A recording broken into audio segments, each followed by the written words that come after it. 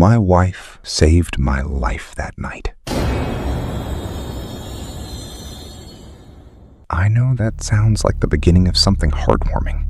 A husband grateful for his wife, a close call maybe, a car accident avoided, a medical scare caught early. That is not what this is, because the way she saved my life was by sitting across from me at our dinner table, cutting her chicken into small, careful pieces, smiling at me like everything was completely normal, and saying in a voice so quiet I almost missed it, "Don't react."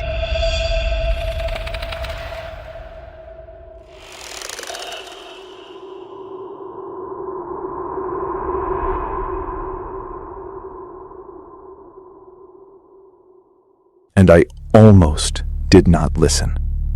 I almost turned around. If I had turned around in that first second, before she explained, before I understood what was behind me and what it was capable of, I do not think I would be sitting here telling you this story. I think the story would have ended right there in our kitchen, with both of us.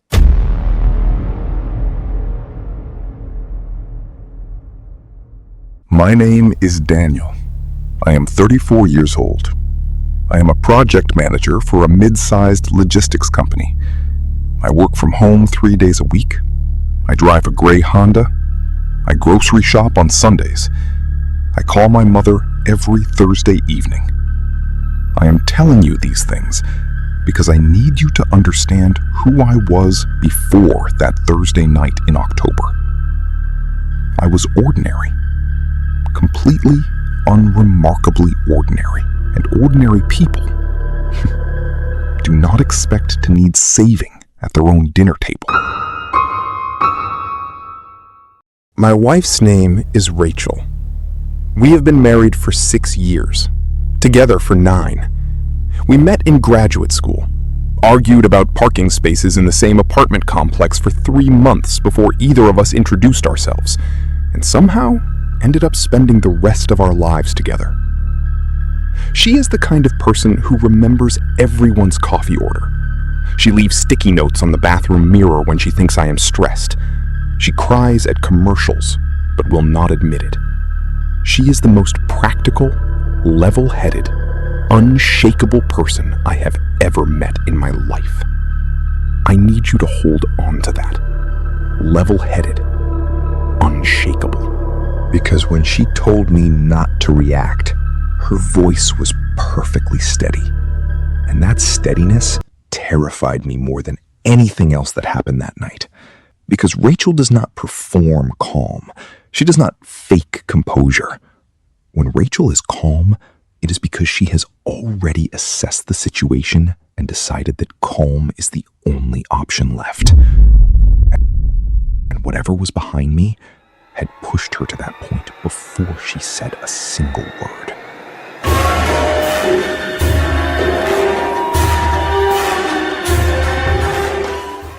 That Thursday started the way most of my Thursdays start. I was working from the home office by 8. Rachel left for the hospital at 7:30. She is a pediatric nurse. She works long shifts and comes home tired in a way that settles into her bones, but she almost never complains about it. She just changes out of her scrubs, pours herself a glass of soda, and sits on the couch with her feet tucked under her and her head on my shoulder, and exhales. That Thursday, she was home by 6. I remember thinking she looked tired, more than usual. There were circles under her eyes, and she moved through the kitchen slowly, like she was carrying something heavy that nobody else could see. I asked her if she was okay. She said she was fine. Just a long shift. I believed her. I should have asked more questions. I know that now. But Rachel saying she was fine was such a routine, ordinary answer that my brain filed it away and moved on. That was the first thing I missed.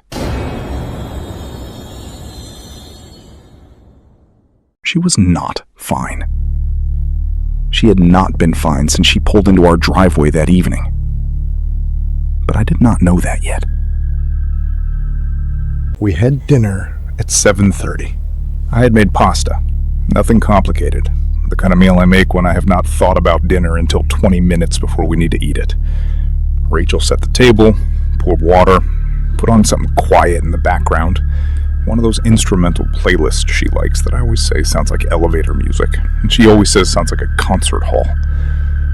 We sat down. We talked about ordinary things. Her shift, a difficult family she had worked with that week, a policy change at the hospital that everyone was frustrated about.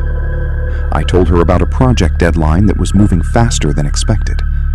She nodded and asked follow-up questions, because that is what Rachel does. She listens. Everything was normal. The food was warm. The music was soft. The kitchen light was yellow and familiar. And then, somewhere between the conversation about her shift and the moment I reached for more water, Rachel's eyes moved.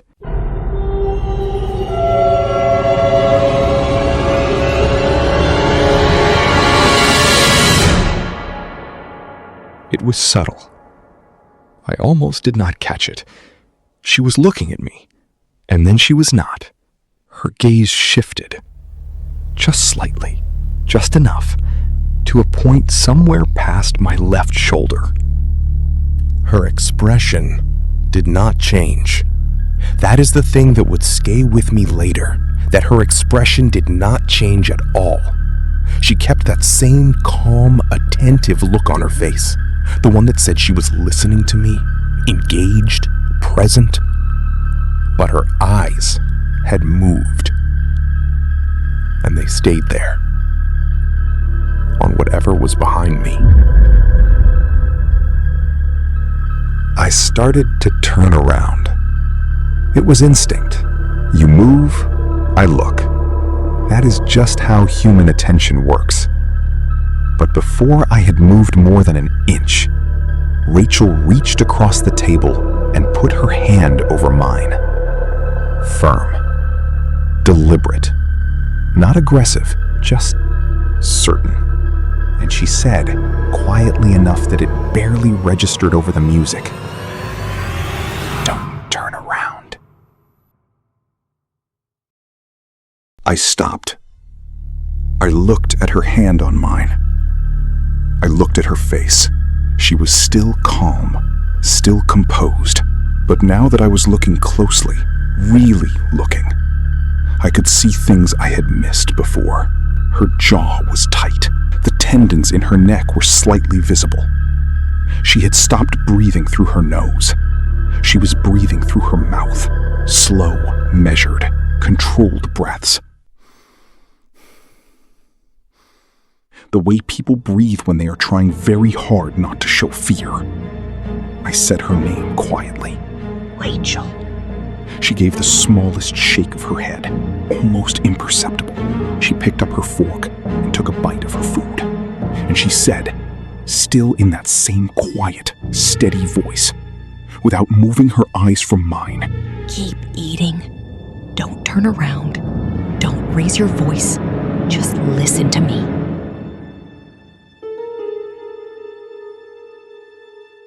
My brain did several things at once in that moment. The first thing it did was try to convince me this was a joke. Rachel did not prank people.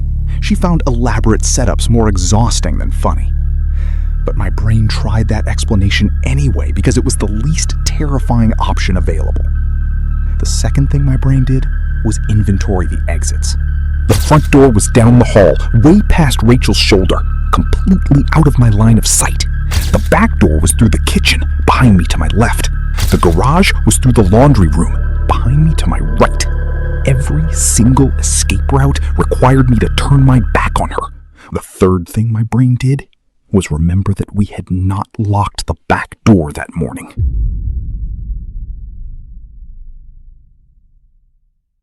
I remembered it with absolute clarity.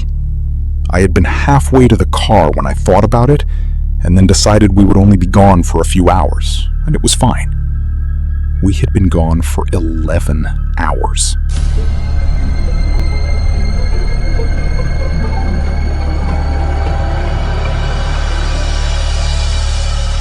Rachel took another bite of food. She was still looking at me, still controlled, still calm. She said, There is someone in the kitchen doorway. He has been standing there for about 4 minutes. He is just watching us. I want to try to describe what it feels like to hear those words from the person across the table from you. It is not like fear in the movies. It is not a cold rush or a dramatic chill. It is quieter than that. It is more like the floor of your stomach just drops away and does not come back. Every single instinct I had was screaming at me to spin around and confirm or deny what she was saying. So I picked up my fork and I took a bite of pasta that I did not taste at all. And I said, barely above a whisper, "How long has he been in the house?" She said, I don't know. She did not know how long he had been in the house. That detail sat in my chest like a stone, because it meant she had come home at 6 o'clock and walked through our front door and made her way to the kitchen and poured water and set the table and called me in for dinner. And this entire time, this entire hour and a half, there had been someone else inside our home. And she had either not known or had known and said nothing. I needed to know which one it was. I asked her again, quieter. "Rachel, did you know when you came home?" She was quiet for just a second too long. Then she said, I thought I heard something when I first got in the back of the house. I thought it was you moving around in the office. But you were in the office, and whatever I heard was not coming from the office. So she had known for at least some of it. She had set the table knowing. She had called me in for dinner knowing. She had sat across from me and made conversation about hospital policies and project deadlines knowing. I asked her why she had not said anything immediately. Because I needed to see where he was first. I needed to know if he was between us and the door. I thought about that for a long moment. Rachel had spent the last hour and a half quietly locating a stranger inside our house while maintaining complete composure and a normal conversation. She had not called out. She had not run. She had not panicked. She had gathered information. I told you she was unshakable. But what I had not understood until that moment was exactly what that word meant, what it cost her, what kind of mind it required to sit across a dinner table from her husband and say, "I heard something in the back of the house," in the same tone of voice she would use to say, "I think we need more paper towels." Don't react. She said again. Her eyes moved very slightly, just enough to indicate she was still watching the doorway, still monitoring. Then she said, He moved. My hand tightened around my fork. I asked where. She said, He stepped back just a little into the hallway. I can still see part of him. He's tall, dark clothes. I can't see his face from here. I asked if she recognized him. I don't know, she said. I need to stop here for a second and tell you something. because that answer changed the shape of my fear entirely. Until that moment, I had been operating on the assumption that this was a random intrusion, a burglar, someone who had chosen our house by chance, found an unlocked door, and was now caught in an awkward and terrifying situation of his own making. I asked her again, "Rachel, do you recognize him?" She kept her eyes on mine for a moment. Then she said, Keep eating. We kept eating. I do not know how. I genuinely cannot explain the mechanics of how two people continue to move food to their mouths and chew and swallow when there is a stranger standing 20 feet away watching them do it. But we did, because Rachel had decided this was the right move, and I trusted her in a way that bypassed logic entirely. The music was still playing. The kitchen light was still yellow and warm. And somewhere in our hallway, a man in dark clothes was watching us have dinner. About 3 minutes passed. Rachel's eyes tracked something slowly, the way you track something without wanting to look like you are tracking it. She said, He's moving again. He's coming closer.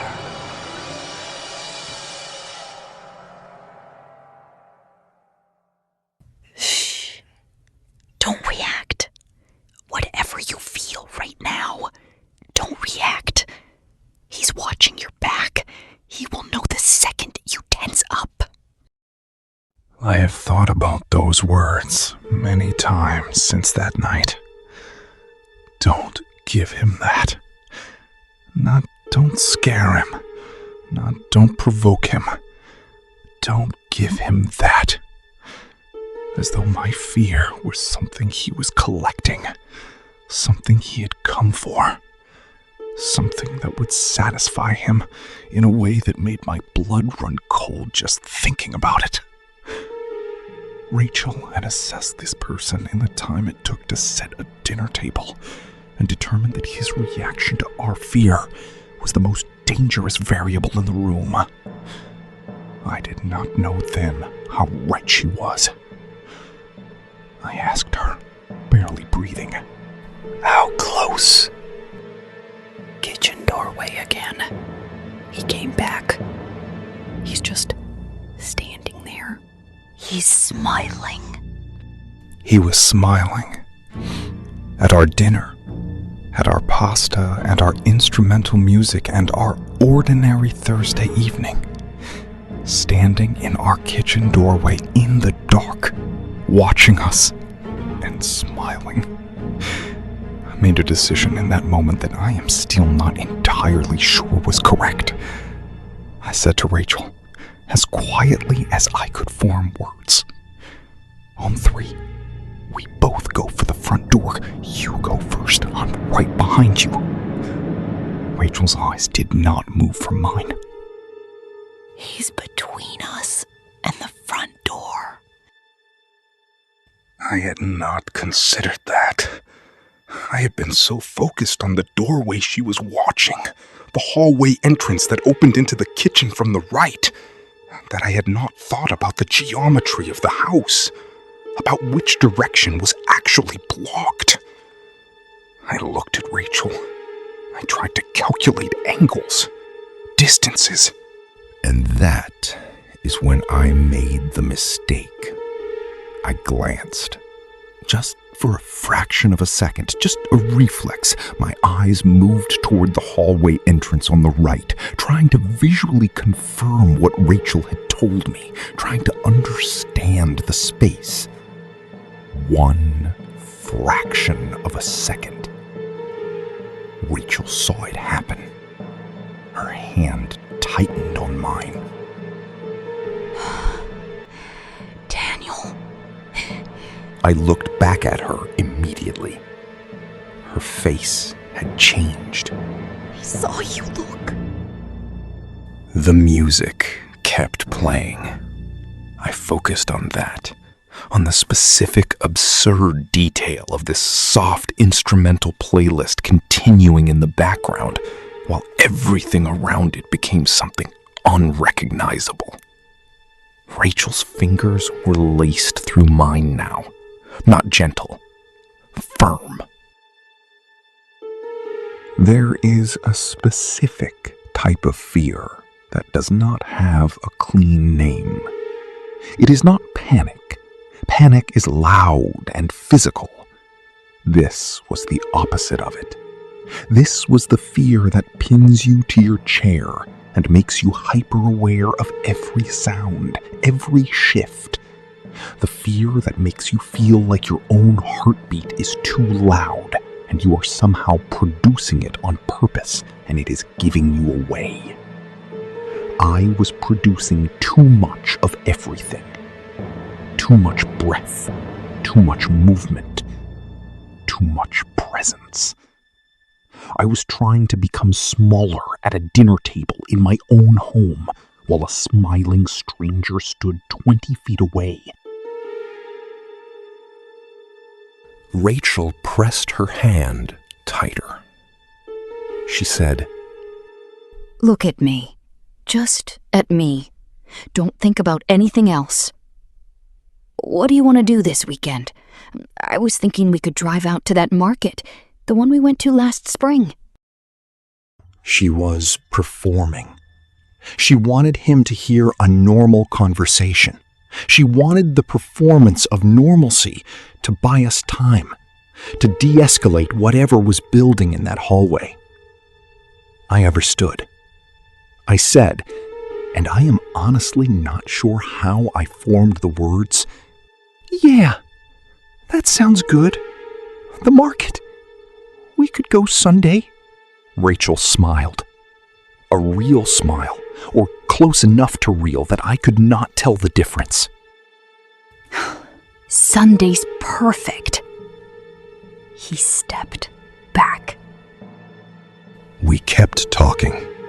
We talked about the market, about a restaurant we had been meaning to try, about whether we should repaint the hallway before winter. Normal, specific. The conversation of two people who had no idea there was anyone else in their house. And every 30 seconds or so, Rachel would give me an update so quiet it was more felt than heard. He's still there. He moved left. He's looking at something. He's still smiling. About 10 minutes into this performance, something changed. Rachel stopped mid-sentence. Her eyes refocused, sharpened. She was quiet for almost 15 seconds. And in that 15 seconds, I watched her face do something I had never seen it do before. It cycled through several expressions in fast, controlled succession, like she was processing something, revising something. I asked her, as quietly as possible, what was happening. He's on the phone. He was on the phone. He had been standing in our hallway for the better part of 20 minutes, watching us eat dinner, and now he was on his phone, calling someone, or texting, or sending something. Who was he contacting? Was he telling someone we were here? He's looking at the front door. I processed that. Someone had said something to him, through that phone, something that made him look at the front door. I said to Rachel, very quietly, "Is he going to leave?" She watched for a long moment. I don't know. Daniel, I need to tell you something. I looked at her. She sat, still calm, still controlled. When I came home tonight, the back door was unlocked. I told her I knew. I had forgotten to lock it that morning. She nodded, slowly. She said, The back door was unlocked. But when I walked past it to set the table, I checked it. It was locked. I did not understand at first. And then I did. I had left the back door unlocked when we left that morning.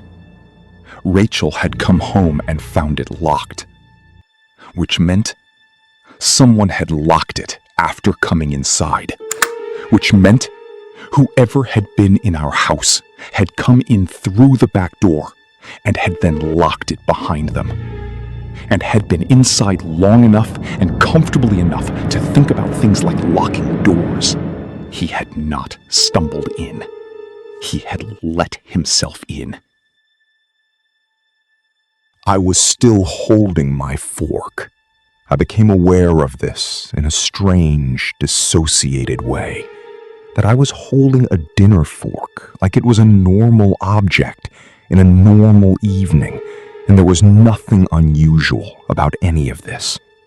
I set it down very carefully. Rachel watched me do it. She said, He's moving again. He's walking away. Down the hall. I exhaled for what felt like the first time in an hour. Across from me, Rachel also exhaled. We looked at each other. I mouthed, "Is he gone?" She held up one finger. "Wait." We sat in silence for almost 30 seconds. The music filled the kitchen. The pasta had gone cold on our plates. I think he went toward the back of the house. Toward the back door? He might be leaving. Maybe. I said, "I'm going to look." Rachel said immediately, Daniel, don't. I turned around. The kitchen doorway was empty. The hallway beyond it was dark and still. Nothing there. I turned back to Rachel with something close to relief already starting in my chest, already building into something that felt like the beginning of normal.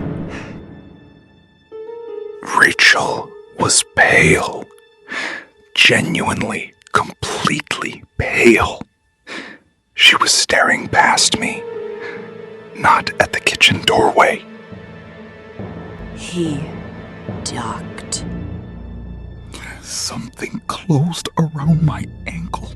I will not pretend I handled what happened next with any dignity. I did not. I knocked my chair back and I made a sound that was not a word, and Rachel was already moving, already standing, already grabbing the back of my collar with both hands and pulling, and we were both running before my brain had caught up to what my body was doing. We went for the front door. I do not remember crossing the living room. I remember the cold of the door handle, and then the cold of the night air, and then the sound of our own footsteps on the driveway, and Rachel's voice saying, "Run," even though we were already running. We got to the neighbor's house. We pounded on the door until they opened it. We called the police from their kitchen while their teenage daughter sat on the stairs and stared at us, and their dog barked at something none of us could see. The police arrived in 11 minutes. They searched the house for 45 minutes. They found no one inside.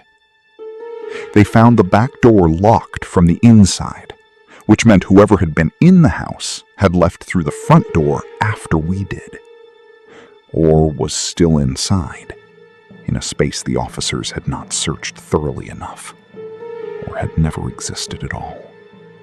The officer who spoke to us was kind and careful, and clearly not entirely sure what to make of what we were describing. 2 adults, no signs of forced entry. No signs of struggle, no physical evidence of an intruder beyond a chair knocked over at the dinner table and 2 untouched plates of pasta. He asked us if we were certain we had seen someone. Rachel looked at him. She said, I watched him for 20 minutes. The officer nodded. He did not look convinced. They found one thing, one small thing, that the officer almost did not mention. On the kitchen counter, near the fruit bowl, there was a phone. Not our phone. Neither of us recognized it. A cheap, prepaid model, cracked screen, no passcode. The officer scrolled through it briefly, then showed it to us. There was one photo on the phone. It was taken inside our kitchen. It was taken from under the table. And in the photo, you could see both of us sitting above. Me with my back to the camera. Rachel facing it. The timestamp on the photo was from that evening, 37 minutes before we had sat down for dinner. He had already been there when Rachel set the plates, when she poured the water, when she called me in from the office. He had been lying under our dinner table in the dark, waiting, and he had taken a photo. And at some point during dinner, while Rachel was watching the doorway, while I was staring at my pasta trying not to react, he had moved from under the table to the kitchen doorway. And Rachel had never seen him move. She had seen him in the doorway. She had watched him for 20 minutes. She had never seen him get there. The police kept the phone as evidence. They dusted for prints. They found several, none of which initially matched anyone in their system. They told us to stay somewhere else for a few days while they followed up. We stayed at Rachel's sister's house for a week. The police called 3 times in that week. Updates that were not really updates. They were following leads. They were checking something. They would be in touch. On the 8th day, an officer came to Rachel's sister's house in person. He sat across from us at another kitchen table. He said they had identified one of the prints. He said the print belonged to a man who had a restraining order filed against him 2 years ago. He looked at Rachel. He said the restraining order had been filed by a former patient's family. He said the man had developed an obsessive attachment to a nurse at a pediatric hospital. He said the nurse's name was Rachel. Rachel did not move when he said it. She sat completely still.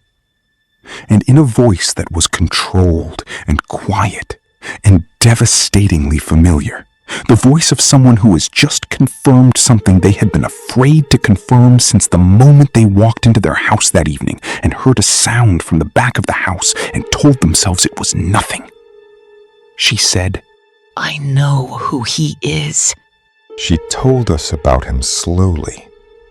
A father. His child had been a patient 3 years ago. A difficult case. A long stay. Rachel had been the primary nurse on the floor for most of it. She had been kind to the family. She was always kind to the families. That was who she was. The child recovered. They went home, and for a while, that was the end of it. Then the emails started. To the hospital, addressed to Rachel but routed through administration. Grateful at first, then frequent. Then something that was harder to name. The hospital had handled it internally, restricted access to her contact information. The emails stopped. Rachel had been told it was resolved. She had believed it. She had not known about the restraining order filed later by another family he had approached. She had not known that resolved had been the hospital's word for we made it harder for him, rather than this is over. I asked her when she first thought it might be him, standing in our kitchen doorway. She was quiet for a moment. When I said I didn't recognize him, that was the moment I wasn't sure. He was arrested 4 days later at a motel 40 minutes from our house. The prepaid phone had given them enough, and the prints, and eventually a traffic camera that placed his car on our street for 11 consecutive evenings leading up to that Thursday. He had been outside our house every night for almost 2 weeks before he found an unlocked door. I think about the mornings I left for work during those 11 days. Whether I saw a car I did not register. Whether I heard something at night and rolled over and went back to sleep. I think about Rachel coming home tired every evening, and whether something in her recognized something she was not ready to name. There was a trial. I will not get into all of it. He was convicted. He is in a facility now. We sold the house, but within 6 months. Neither of us said it directly, we just both knew. Rachel still works at the hospital. She asked for an administrative review of how the original situation had been handled, and she got one. And she got an apology, and she got a series of promises about policy changes. Whether those policies changed or not, I cannot tell you with certainty. She still comes home tired sometimes. She still changes out of her scrubs and pours a glass of soda and sits on the couch. But now, she always chooses the end of the couch closest to the wall. And she always, without making it obvious, checks the room before she fully sits down. I notice other things too. I check the back door now, every morning, without exception. I cannot leave the house without checking it. Some mornings, I check it twice. We have cameras now, 4 of them. We check the feeds without discussing it. Just part of the routine. Just part of what normal looks like now. Dinner is different. We still eat together. We still talk. Sometimes it is even easy. Sometimes half an hour passes, and I have not thought about that Thursday at all. Rachel saved my life that night. I know that. But sometimes, late at night, when the house is quiet and the cameras are on and the back door is locked, I find myself thinking about a different version of that Thursday.